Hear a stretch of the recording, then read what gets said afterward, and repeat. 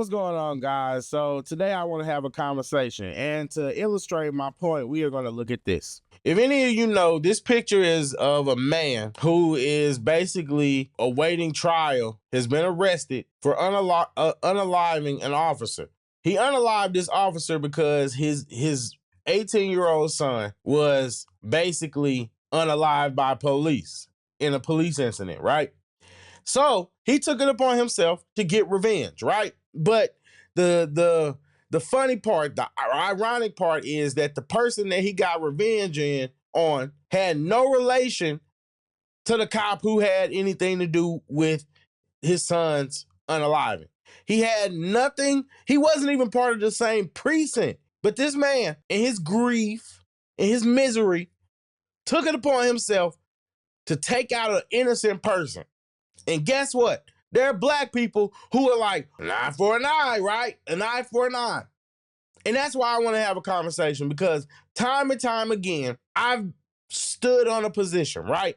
And this position is black culture is trash.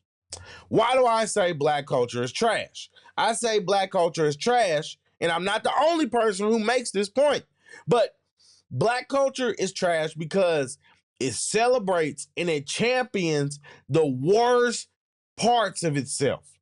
The worst parts of the culture, black culture seems to uplift.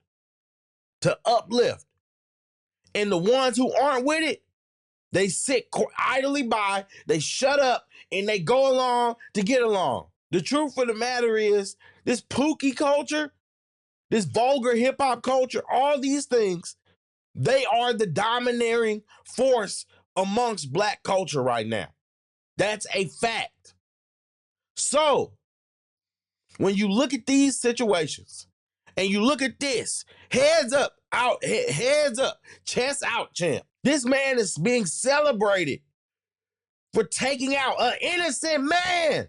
Now, I can understand the grief of losing your son, but we got to have a real talk. This is another instance of black culture trying to modernize, trying to create martyrs out of criminals. Criminals. They are criminals. This man was in grief because his criminal son was doing criminal activities.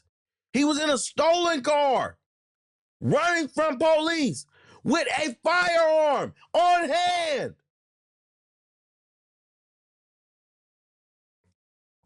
People get up and say, oh, being black we live in fear because of this. Oh, we live in fear because, people are doing, and, we should be allowed to do crimes in peace. Yes, doing crimes is not a death sentence. But when you are running from police in a high intense situation, fleeing and evading, it's very likely that a cop can interpret you running with your gun pointing it at them.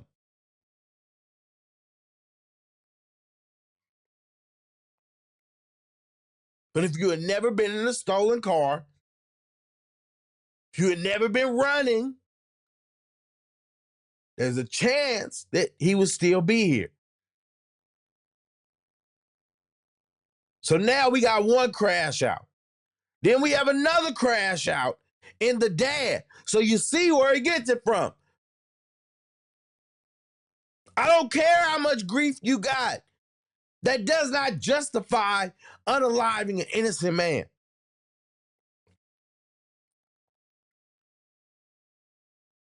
Then you got people justifying and trying to stand behind Carmelo Anthony.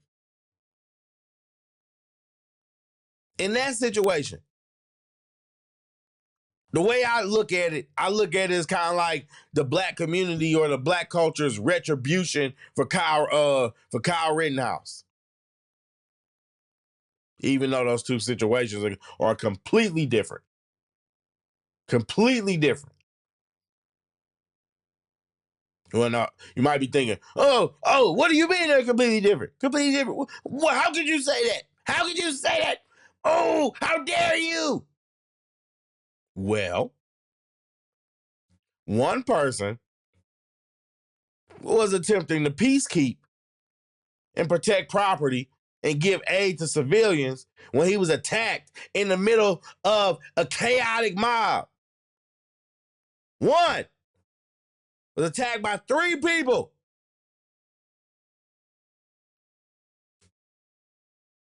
3 people. Carmelo Anthony, the guy put his hands on him. So he poked him. The truth of the matter is you can't unalive somebody legally for touching you. That's not equal and proportionate force. There's no statements, no evidence to show that that boy did anything more than push and shove him. He didn't even hit him.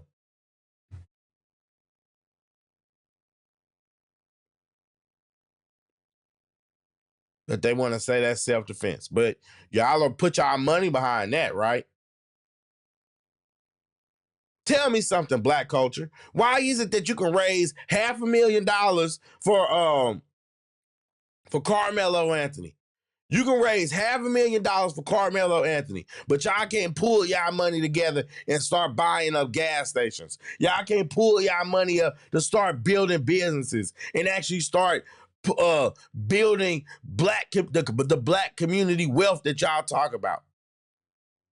This is why I don't believe it. But y'all will celebrate the worst kind of people.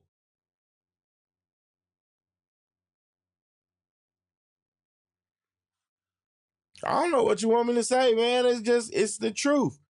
It's the truth. The truth. Tell the truth, shame the devil. That's what I try to live by. And that it's just what I observe.